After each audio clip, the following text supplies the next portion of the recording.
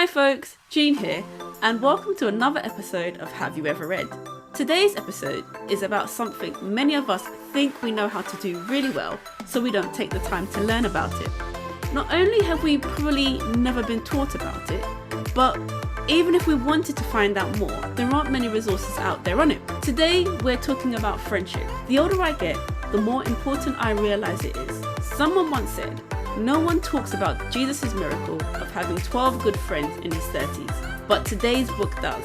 It's a unique and challenging take on what it means to be more like Christ in an arena most of us haven't really considered. Hopefully, my short introduction has whet your appetite, and I'll leave you to listen to Have You Ever Read? The Best of Friends by Knox with my new friend Dayalan. This month we're talking about a book that's a little bit different, and my guest, the way I know him, is a little bit different, but I'll leave it to him to introduce himself and then we'll get the party started. So over to you. Sure. Thanks, Jean. Thanks for having me on. My name is Dayalan, and we met through a faith-driven entrepreneur group that we're part of. So I'm a business person and I've been Christian for pretty much all my life, but in different, varying degrees. But just glad to be on here and share about this book. Great. So the reason why, so just stepping back, as Dayalan said, we're in something called faith-driven entrepreneurs. Some of you might have heard about it, especially if you're out in the US. It's basically about helping Christians who are entrepreneurs figure out how to navigate their path, the path between their business and their faith. And we're part of a WhatsApp group, and I've put out a request to the group if anyone wanted to be in the on the podcast, and Dayalan accepted. So here we are today. But actually, one of the reasons why I really wanted to speak to him is because, as you guys know, those of you that are regular listeners, I'm trying to get a global perspective of the church. And one of the things that I have lacked, as I've mentioned before, is Asian guests. And Dayalan is Sri Lankan. So I wanted to understand a bit more about his Christianity. But before we go on to that, why don't you tell us a bit about the book you've chosen and why? Sure. The book is called The Best of Friends by Knox, who's someone I used to work with when I used to work part-time at the Evangelical Alliance. And I guess it's a book that I probably wouldn't necessarily have picked up because I feel like I kind of want to read subjects that I feel like I want to learn more on. And I thought, well, friendship, is there much more that I could learn on it? And generally, I, just don't struggle in friendships. And I'm a kind of a connector that gets on well with lots of different people. But I just chose it because I feel like it's just a very important subject at this time. And he talks at the start about how there's not many books on friendship compared to something like leadership or other topics. And so I think the other main thing about why I've chosen this book to share is just, after the pandemic, there has been this kind of shift to dynamic in friendships. And for example, I feel like I'm an extrovert, but over the pandemic, I felt a bit more introverted and I felt more comfortable with just keeping the friendships I've got maybe, but not really being quite proactive in my friendship as much as I used to. And so, just the dynamics of things have definitely changed after the pandemic, and they definitely need addressing, I would say. Yeah, I've really been challenged by this book as I've read it, and I'm sure we're going to dive into it a bit more because, as you said, friendship is one of those things that, because in a sense we all have to do it, we all kind of think we know how to do it, but I've been challenged by this book and actually realized that there's actually a lot more to it, especially if I'm trying to model the life of Christ. But before we dive into that, maybe tell us a bit about your faith story and how you came to know the Lord. Sure. So I am, as you mentioned, Sri Lankan. So I'm second generation Sri Lankan. I'm born here. My parents are born in Sri Lanka. Tamil, so we're from the north of Sri Lanka. Generally, Tamils are mostly Hindus, but there is this really strong Christian heritage as well from the English missionaries and American missionaries that went over in the 1800s. And so I am a few generations Christian, you could say. I've even got like the hymn sheet of my great-great-grandma Wow.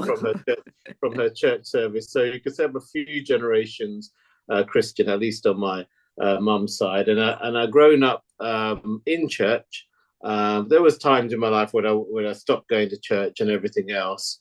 But it's probably in my 30s where I really had developed a strong relationship with God, to a church in Notting Hill, a very multicultural house of many nations type church. And that's where I really met a lot of guys who who really, passionately and authentically love God in everything they did, and that's how I really learned actually and being discipled, and then went on to do other things in ministry after that as well. So just stepping back to Sri Lanka, just maybe to get a bit of a better perspective for those of us that know nothing about it, what type of Christianity is practiced amongst? So you said there's a section of the population that is Christian. So is it, I know like in Brazil, predominantly Catholic, maybe in some of the African nations, it's more charismatic, evangelical. What type of Christianity is practiced? Yeah, I'd say it's a bit of a mixture. There are a lot of Catholics, and so basically, when the Portuguese and the Dutch used to colonize Sri Lanka, then they brought Catholicism into it. But the Americans and the British missionaries generally be, bringing in Anglicanism, Methodism, like Baptist Church there as well. But I'd say that there's a growing Pentecostal movement as well.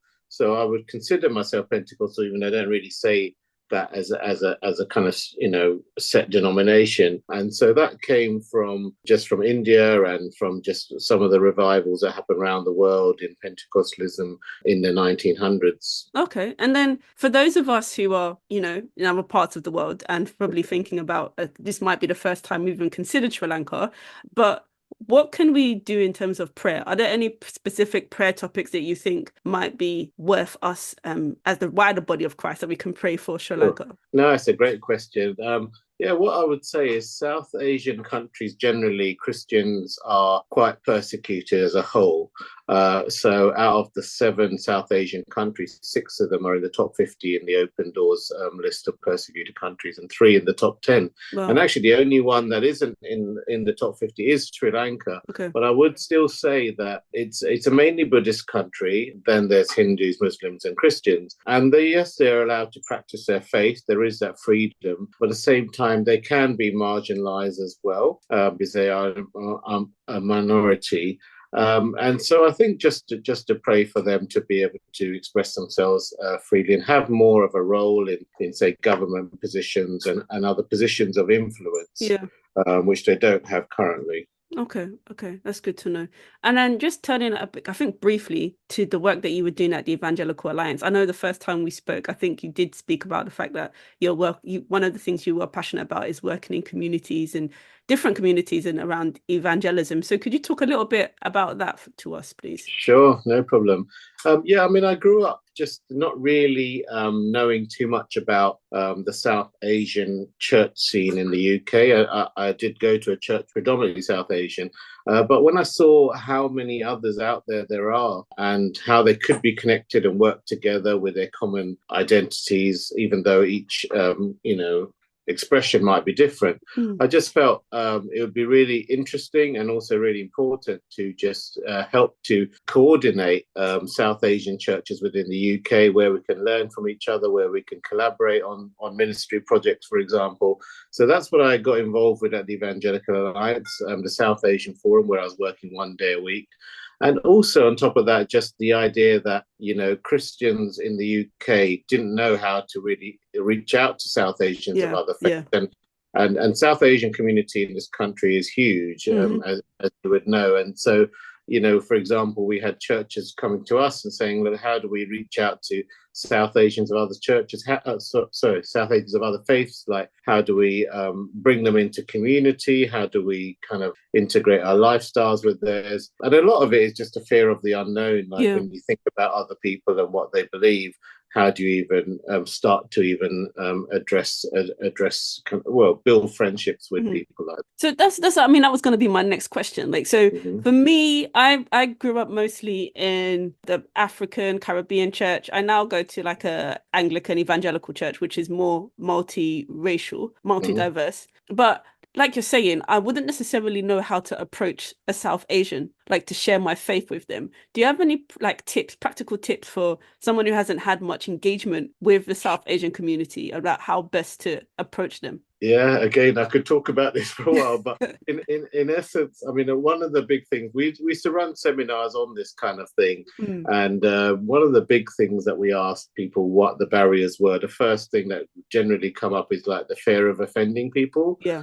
So I think that's just, that word fear, I always say is false evidence appearing real. We have this fear that doesn't actually end up translating to reality anyway. So if you are in a room with a South Asian and you say something, but you're worried about whether it can come across as being clumsy or even offensive, something that might offend their heritage or their religion or anything like that. In reality, people aren't as defensive as you think, and they're not, even if you do make a bit of a faux pas or what you consider a faux pas, that generally is actually can often be an icebreaker. That can actually be something that you laugh at, and in time, as your friendship develops, you'd be like, "Oh, remember when you said this about my faith or my background?" And so I do think that fear of offending is something that puts us off from even starting building friendships.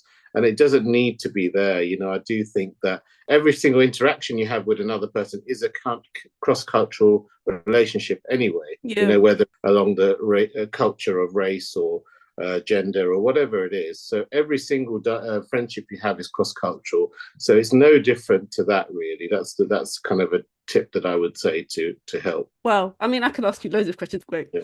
So we better turn to the book then.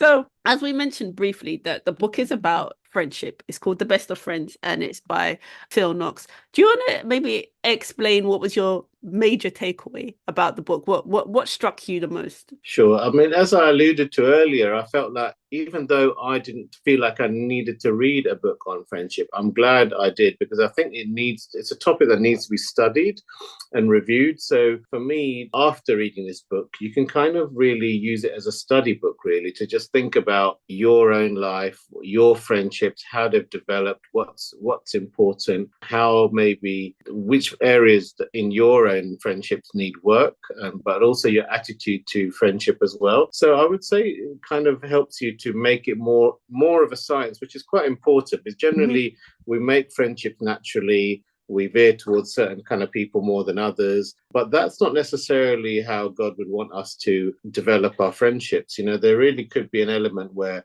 especially say, for example, if you are a natural connector with people and make friends very easily, it's a bit of a responsibility then that there's other people out there that aren't like that.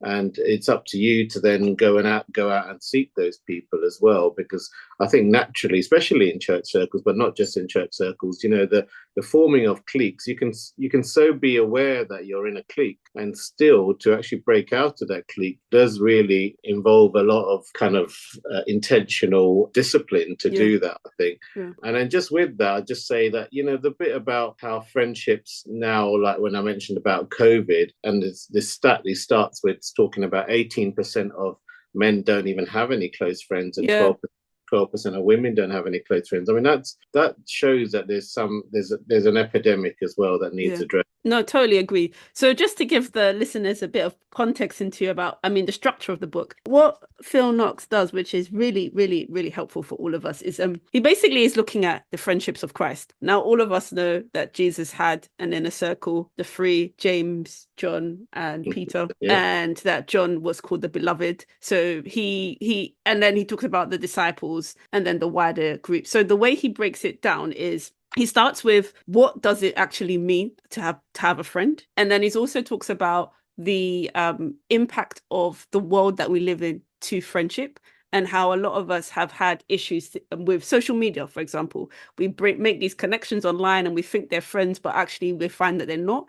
And then there's also the issue of COVID, where those of us in the West were under severe lockdown, and that also impacted our relationships. And then from there, he uses this sociological model to explain, and it's really fascinating because he says that the sociological model actually matches the way that Jesus thought about friendship.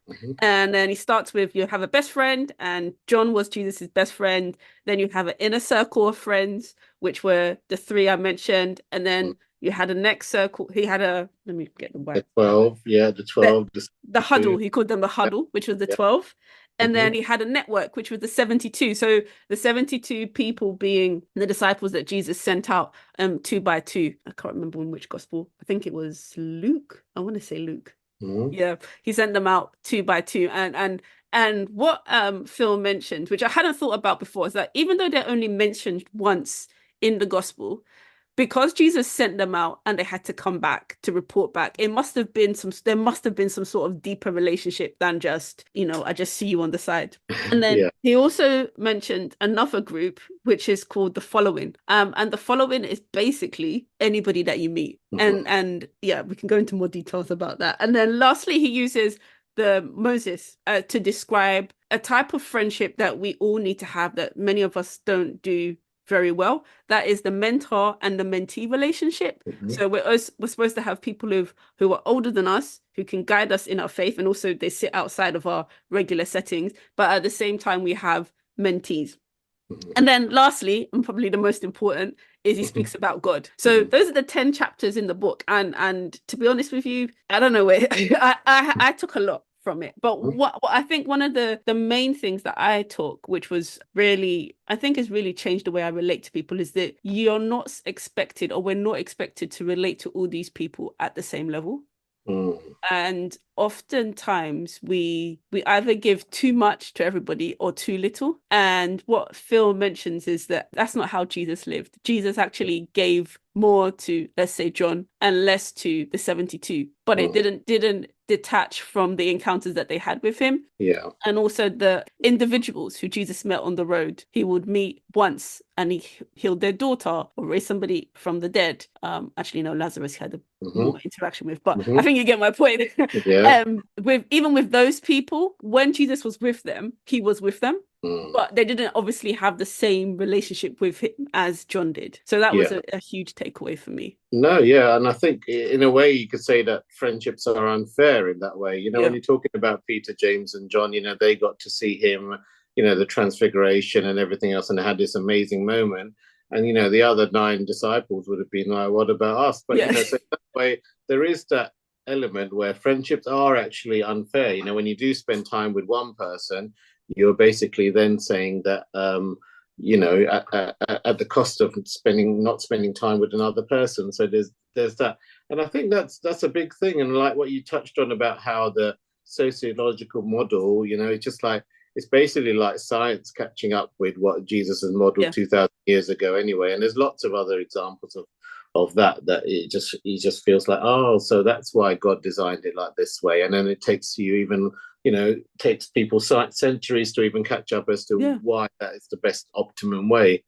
And so I'm just, I think it's a really good, just, when you talk about the circles, the inner circles and the outer circles, all of that just kind of makes you put, not that I then started drawing out all my friendships and where they go, but you just understand that, people fit in a particular part of your life, and they might not stay in that same part for the rest of your life or whatever, but it just feels like there is an order to things, and there's a reason for that order. Yeah. And did you have a favorite chapter in the book, and if so, why?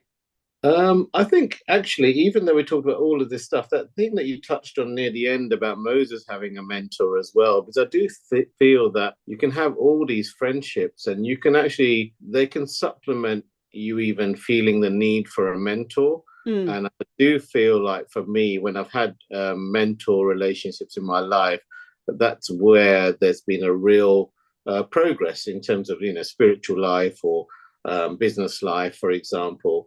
And so that the idea of mentorship, yes, we talk about it a lot more now compared to the old days. But what you just also said, to be a good mentee to a mentor as well, and then obviously having mentees under you as well.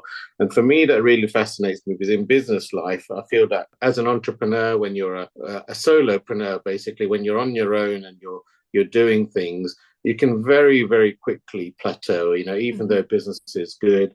You're going into the unknown, and I think without a mentor that's been there, done that, no matter how successful you feel your business is going, you're actually not really achieving what you're meant to be achieving. The idea of entrepreneurship is, the sky's the limit. Ultimately, there's unlimited potential to where your business could grow. And so I love the idea that a mentor that's been there, done that, can actually advise you. Just like how Moses would advise about how there's only a limit to how much he could disciple other people and pray for them and everything else. Yeah, no, I think that chapter that is this, it was another eye opener for me because he used the example of Jethro and Moses Mm, first, and then Moses to Joshua. And his point around Jethro to Moses was Jethro sat outside of what Moses was. And so he was able to give that mentorship, that feedback. yeah. So although he had, like you said, the experience that, he just lived life as an older person, he Mm, also had a different perspective. And I think that's one of the problems or the things that we're missing, like you mentioned about the friendship circle. A lot of the time, our friends are the same age as us. But yeah. when you have somebody who's older than you, naturally, not even just because they've experienced more, but literally because they see things differently from Mm, everybody who's in your age group, it yeah. adds something to your life, to who you are. And then I think another thing that he said that was really interesting was he quoted Judges chapter 2, verse 10 in Mm, relation to Joshua and Moses. And he mentioned that Moses was able to mentor Joshua and that Joshua was a good mentee.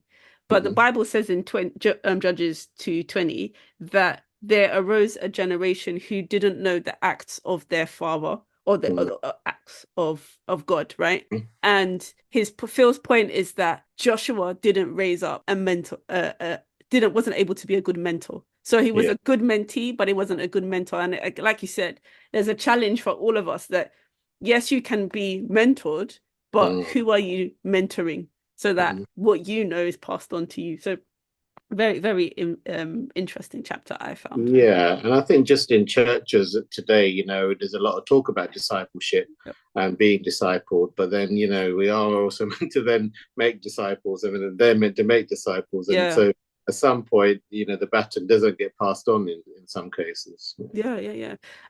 Very true. I think for me, I can't really say favorite because I was really challenged by this book, Hmm. honestly. Because just like I remember stepping back, when I was doing my MBA, somebody approached me and he's my friend, and he said to me as he was getting to know me because we're on the MBA course in the UK. It's a 1 year program, very Hmm. intense. You don't have really much time to get to know people, or you have to live with them and know them very intensely, very quickly. And he said to me that, Jean, you're a really nice person, but you've put up this barrier. So you let everybody in all at the same level, but then there's a place where it stops. And when he said that to me, I didn't say to him, no, you're wrong, because it's actually true. And I Yeah. think that this book challenged me to, as I said earlier, think about that in terms of adjusting my relationships with people so Mm. that I have the people that I let in closer, and then those that I keep a Brilliant. further afield. And I think another thing that really challenged me, sorry, I'm talking a lot, was this point that he mentioned about the following, Jesus is following. And he said that we had this opportunity to have a great impact on every single person that we meet, and that should kind of be our mindset in the same way with Jesus. Whenever anybody met him, even if it was just once, that person changed their lives, Yeah. and he changed their life, sorry. And we should be focused or have that mind that even though my relationship with you is not going to be forever, most of the people that we meet is just going to be a one-off. And Yeah. what do we do with those one-off opportunities? Yeah, and that makes life very exciting for Yeah. me as well, right? Because every single day could be, one conversation that you impact them for the rest of their life, or the other way around, that they impact you for the rest of life. So Yeah. I think that takes out the mundaneness of, going to whatever it is, the supermarket, because you don't know who you're going to talk to at the checkout, or Hmm. all that kind of stuff. So I think that takes out the mundaneness. And that first point that you said about your friend that kind of relates to, well, just said you have this barrier. I think that's a big thing as well, that we don't even realize that the kind of limitations we put on our friendships. And I think one thing that's taught me is that we can if you can summarize how you're meant to live a Christian life, being like to love God and love people, the Mm. two most important commandments. But if you flip that and just say that the two things also should be about how much you let God love you and how much you let people love you. So it's not just the output of loving God and loving people, but the input of letting God love you and letting people love you. And I think that's something, again, we don't talk about enough. And Rick Warren said that's probably the number one goal as a Christian, to just let God love you, Yeah. and I think one of my favorite books I can mention after is Crazy Love by Francis Chan, and he just there's a chapter early there where he just talks about, stop praying. And it's like, it's a bit, heretical to say that, but he basically saying that, rather than just pray, sometimes just think about how much God loves you, and just even into the science of, what he's put out there in the creation, and just let God love you and let that sink in, rather than constantly being in this thing of just praying and asking for things and that kind of thing. Yeah. No, that's amazing. I once heard a message similar, but not exactly the same. And the preacher, I think it was Joyce Meyer, she said, how about just trying to pray for nothing for 3 months? So rather than saying, God, give me this, God, give me that, just literally saying, I love you, or just praying for the Holy Spirit, like more of you, God, nothing, no actual thing. That was a real challenge for me, but kind of closely related, right? Mm-hmm. How would you say that this book has impacted maybe your relationship with Christ? Yeah, I mean, I would say one of the biggest things is that for me, I'm blessed. I'm blessed with a good support network, but then that also comes with a responsibility. Like, I am very relational. And so people often say that about me. They say I'm a connector, or even a hyper connector, and that kind of stuff. But that comes with a real responsibility. Like, if God's given me that as a gift, and I do think of it as a gift, because it's easier for some people than others, it kind of elevates what I'm meant to do with it. And so I feel like, yes, it's a blessing to have, but it's also a responsibility. And so I look at what God's given me as a blessing, but then I've then got a real responsibility to live it out. And that comes from understanding that, like you said, about the Holy Spirit, just where he wants me to move in terms of different friendship circles and things like that. So yeah, that's probably one of the biggest things that's impacted me and my walk with God. Wow. And then would you say there's anything in the book that you found it difficult to accept, like something that challenged you and you thought, not too sure about that? Yeah, I mean, probably the only thing that some people could easily misunderstand, it wasn't something that challenged me, but, like this thing about friendship, and just every person, you've got some level of friendship. It might be just that you never meet them again, like you said, but just in Christian circles, friendship itself is a bad word, in terms of, if you're in, they misuse this phrase about, friendship with the world is enmity with God, and so you can get dragged into friendship circles where churches would not approve. And so for me, I do really feel that's important to just take down the barriers between you and people that firstly might just disagree with your fundamental beliefs, but also in terms of social settings, like if for example, you're a church that don't believe you should be going to cinema or going to a pub or whatever, does that mean that you're not going to meet all these people that you should be meeting? So I think in some ways there's the kind of separation element that for me, like, would be in some churches, they'd stay away from, or they put a barrier as to where you can go for friendships and where you shouldn't, that kind of thing maybe. But for me, I look at it as, we're ambassadors, and so ambassadors go into other places, and they represent God, and so in this way, this is what we need to be doing. Yeah. I mean, you've raised a fantastic point that I had forgotten about until you started speaking. He raised this really challenging stat about evangelism, and he said that, like you're saying, a lot of Christians only have Christian friends, and that when he was doing some work, I think it was a book that he wrote, he mentioned that one of the biggest barriers to evangelism is that Christians don't know people who are not Christian. And so that challenged me, and I thought, actually, thinking about it, that's true. Like, most of the friends that I have are Christians, so then how am I supposed to speak to people or invite people to the faith if I don't know anybody who isn't unsaved?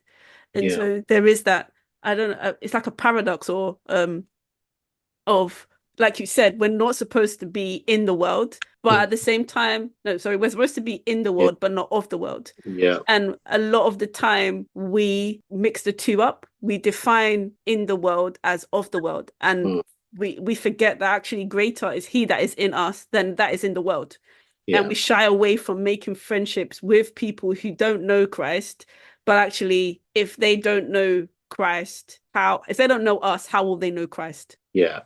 And I agree. And I think, just for me, it creeps up on you that you can have these people that are Christians and non-Christians in your world, and suddenly it, like if you go through a bit of a church program where, I don't know, maybe you're doing discipleship or life groups or whatever people call it in the evenings, and then before you know it, you might have spent 4 or 5 days in the week in church settings, as it were. And then you can lose touch with your non-Christian friends, but also just before you know it, you didn't even realize that you're generally, your whole friend circle is Christian. And I think that a key thing to do is just to break down how you spend your week, even, like in your evenings, your social times, your weekends, actually look at your diary and actually just see where are your interactions, and are they kind of veered towards a certain people group or towards certain faith or that kind of thing, and actually just intentionally then start to look for things that you can do to change that. So, even to the point of taking up a new hobby. I know one of my old pastors said he just took up scuba diving just because of that. He just felt that, his whole friendship circle is around Christians, and he didn't want it to be like that. Yeah, I mean, there's actually a lot in this book in that space, and I think he wrote a separate book around this evangelism, because he said that there's a fine line between making friends with the sole focus of converting them versus being a friend and then revealing, like, them seeing the light of Christ in you and then converting. So for those of you who are interested in that space, definitely read the book. And also I will put the link to his other book, which I forgot the name of. Story Bearer. Yes, Story Bearer, which I think is I haven't read it yet, so it's something I'm gonna recommend. I'm gonna try and get to read, because I found that really challenging. I guess we've come to the end, but before we go, is there anything else you want to add or say to the audience?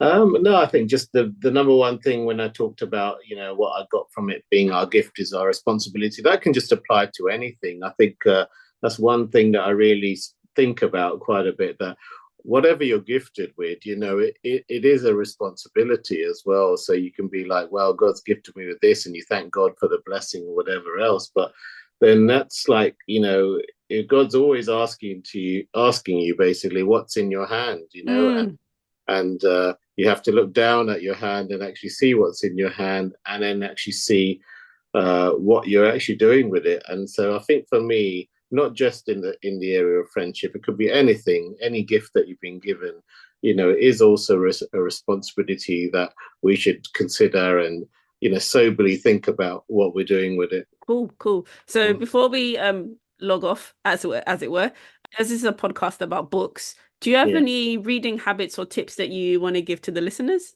Sure, a quick couple. I mean, the first thing I'd say is book clubs are just brilliant things to do. Like sometimes you might read a book, you might never ever talk about it with anybody else. And also, like me and my wife, for example, our minds think very differently. So, we can read a devotional together in the morning and get very different things out of it as well. So book clubs are so good. I actually lead one around a property business book that we've been reading the last few months, actually. And it's been very gradual, literally a few pages that we discuss every 2 weeks. So we started that 6 months ago, and we're only finishing that book in a few weeks. So I'd really recommend just being part of online book clubs or physical book clubs. That's a great way to then, sometimes you don't have the discipline to sit down and read.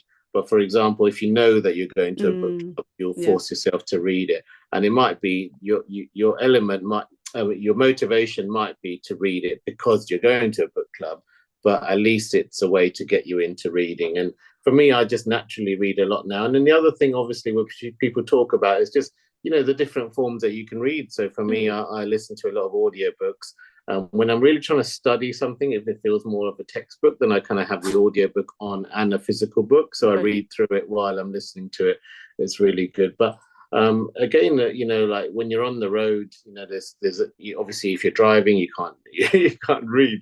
But at the same time, that's where I spend, 3-4 hours of my day. So then I just use it to listen to audiobooks. Yeah. Cool. And what's your favorite Christian author and why? I would say, I mean, there's a few, but I would say Pete Gregg for me, Okay. because a bit like with Phil Knox as well, just very easy to read. When Mm. you listen, when you're reading it, it's like you're listening to him talking. And I'm always conscious that you don't use too much Christianese in your language, so that you can, like for example, even this Best of Friends book is a book Yeah. that whether you're a non-Christian or a Christian, you can read. Yeah. So some of Pete Greig's books, I mean, I've not read all of them, but some of them are just so good to read, whether you're a Christian or not. So, Yeah. God on Mute and How to Pray, especially, I think is just a great book. So I think him, and other people like it that can really get that balance right, where Yeah. whether you're a Christian or not, you can get something out of every book. Yeah, we forgot to mention, or I forgot to bring out that as you just said this about this book being Phil Knox's writing being very simple, I just realized that even within the book, he actually gives practical tips about how to implement what happens in each chapter. So Yeah. I just thought I would say that for those people who are wondering how to implement some of these things, he does give tips on that. Well, anyway, I digress. And then your top 3 book recommendations. Okay. So for me, Christian books wise, I think the first one, which I actually read quite recently for the first time, is Crazy Love, Francis Chan. Hmm. I just like his style. I like the fact that he sometimes provokes you. Well, he does provoke you, and he's very hard hitting. He's to the point, but you always feel the love behind it as Yeah. well. So there's a chapter in his book called Profile of the Lukewarm, which is really, Wow. yeah, it's like Wow. ouch when you read it. It's like a lukewarm Christian does this, and it's like, wow. I'm doing it. But I admit. yeah, yeah. But I do think we all need that. Yeah. Sometimes we're almost too nice to each other in Christian circles, and really just needing a bit of a kick sometimes.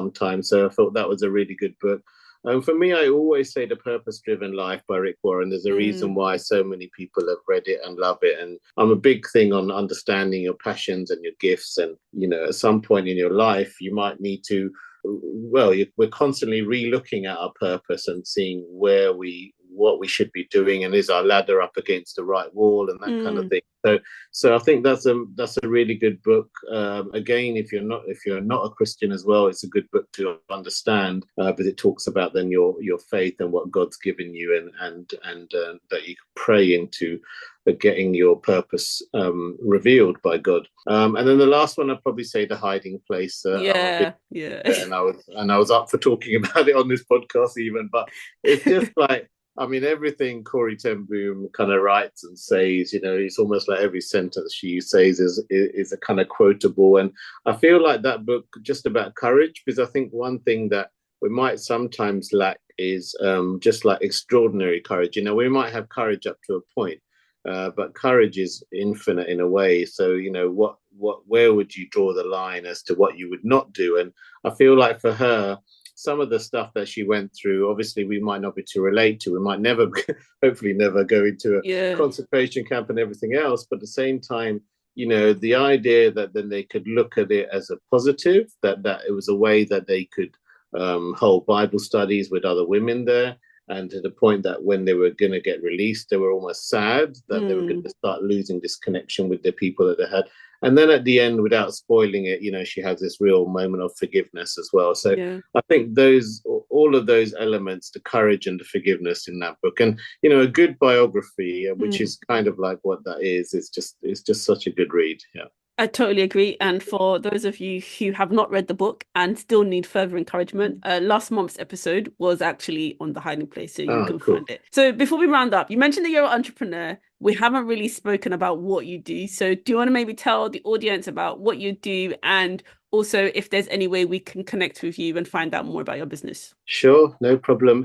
So I run a property business. I've done it for 20 years now. And it's generally, the main thing is selling and renting residential property around London and the home counties, managing properties as well. But I'm very passionate about entrepreneurship, so that spills into other coaching other entrepreneurs, especially within the property sector, but not always. So I do coach other Christian entrepreneurs as well.